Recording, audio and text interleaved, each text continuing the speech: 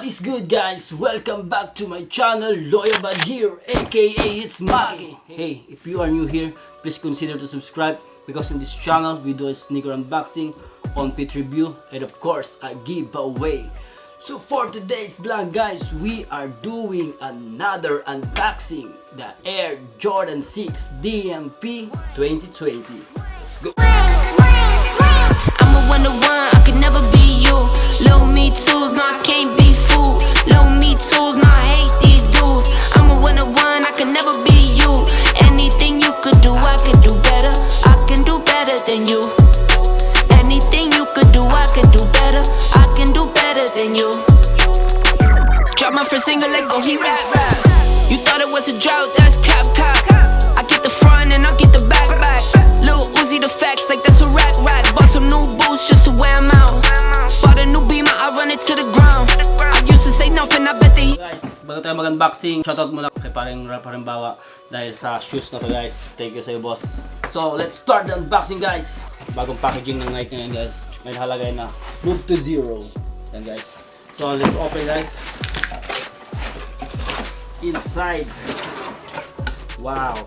Beautiful box, guys. Air Jordan 6 DMP 2020. Official box, guys. Ikot natin yung 360, guys. Kulay gold and black. Ito yung branding, makikita nyo dyan, guys. So, syempre sa top ng box merong Jumpman dito. Isa natin buksan. Syempre sa loob ng box meron siyang ganyan. At ito na, guys. The paper, may nakasulat dito. Kung makikita nyo dyan, nakalagay Jumpman Unite. Yan, guys, sa paper niya. Napakaganda ng packaging nila, guys. Bali dalawang paper ang nakalagay. Isang may Unite at saka isang normal paper.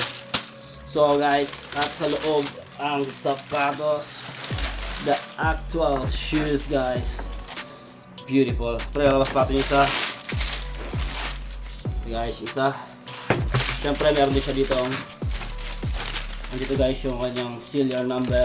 Sa likod ng box nga pala, merong nakasulat dyan sa gilid niya, sa likod. So, guys. So, check natin dito muna yung box. So, guys, the actual shoes. Beautiful, guys. Beautiful shoes, guys. Kita nyo.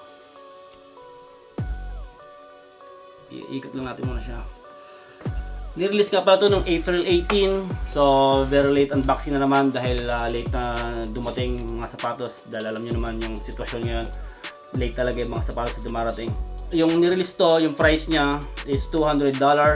Yan, guys. Yung kauna-unahang release ng same colorway ng sapatos na to, guys. Noong 2016 nila nilabas noong January. Re-release lang to ngayong year na to, 2020. Kaya nilabas nila to, guys. Siyempre, yung ginamit nilang material dito sa upper is suede. Black Novak suede. Siyempre, yung sa midsole niya, makikita nyo, meron dito ang rubber. May mga kulay na gold sa gilid niya. Sa outsole naman, na ginamit nilang material, tawag dyan translucent.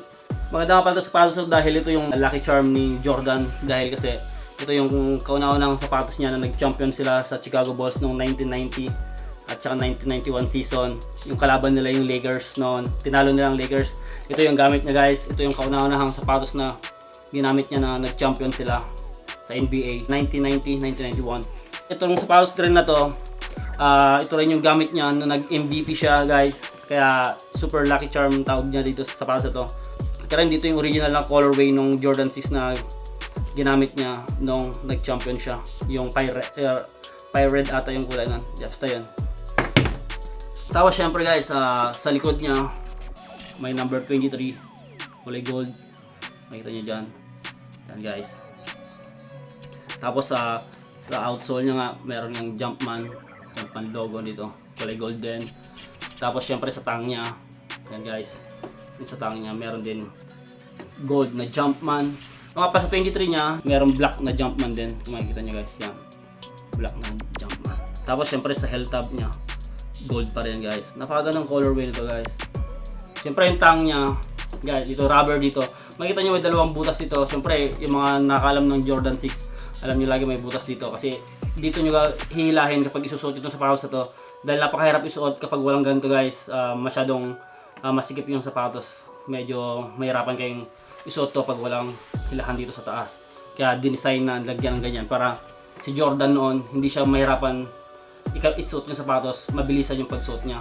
Kaya nilagyan nila ng ganyan guys. Yung sa lock niya guys, dito sa may lace niya, may Jordan pa rin logo guys. Yung maliit na yan, nakita nyo. At syempre, yung nandito, meron siyang dog tag na libre. Ito yung nakasulat dito ay Air Jordan 6, June 12, 1991. Defining moment, MJ's first professional championship. Yun guys. Ito yung sapatos na ginamit niya, Jordan 6, ng first championship ng Chicago Bulls kontra ng Lakers. At ito rin guys yung sapatos na dinepend nila yung champion nila. Nag back-to-back champion sila. Ito rin sapatos din ang gamit niya, Jordan 6 din guys. Kaya good luck shoes talaga to kay MJ, kay Michael Jordan. Yung original release niya, yung 2016, ang pinagkaiba lang nila guys ay yung nakasulat sa insole niya. Kasi dito sa insole niya nakalagay is, makikita nyo dyan guys, nakalagay 2020 sa loob. Hindi nag-focus ang aking camera, so hindi nyo makikita. 2020 nakalagay dito sa loob nito. Yung sa 2016 na nilabas nila, nakalagay 2016. Yun ang pinagkaiba nila guys ng sapatos na to. Pero pares yung colorway. Yung ibig sabihin ng DMP, Defining Moment Pack, kasi meron siyang susunod na ilalabas ito, yung Jordan 11. Kasama niyan na same colorway din sila, black and gold. Yan guys, beautiful shoes guys. Napakagandang sapatos. Sold out nga pala to nung nirelease ng mabilisan. Tapos nung nirelease to ng April 18, tapos sumunod na week, nag-restock ulit sila kaso na-sold out kaagad. Talagang hype tong sapatos to dahil sold out ng mabilisan. Napansin ko lang dito sa sapatos na to, yung sa heel tab niya dito sa may ganito niya guys. Kasi kung mapansin mo sa review ng Sneaker News, yung heel tab daw talaga niya guys, talagang merong ganyan. Parang may defect. Yan guys. Yan yun. Kahit sa StockX nakalagay na ganyan din guys, na mapapansin nyo na parang may defect yung heel tab niya. Yan guys, parang yung kulay niya, yung pandikit niya, parang lumalabas. Yan guys, yun lang ang parang napansin ko dito sa sapatos na to. Pero all in all, napakagandang sapatos, napakagandang colorway, at saka special na sapatos to dahil ito yung ginamit ni Jordan nung nag-champion siya na first time nung 1990 champion sila guys, at saka MVP siya. Siyempre, i-on-fit natin to para makita nyo kung paano yung style niya kapag nakasuot sa paa. So, let's do the on-fit. Let's go! I'm a one-to-one, I could never be you. Low me tools, no I can't be fooled. Low me tools, no I hate these dudes. I'm a one-to-one, I could never be you. Anything you could do, I could do better. I can do better than you. Anything you could do, I can do better. I can do better than you. Drop my first single like, oh he rap. You thought it was a drought, that's cap. I get the front and I get the back. Lil Uzi the facts like that's a rack. Bought some new boots just to wear 'em out. Bought a new Beamer, I run it to the ground.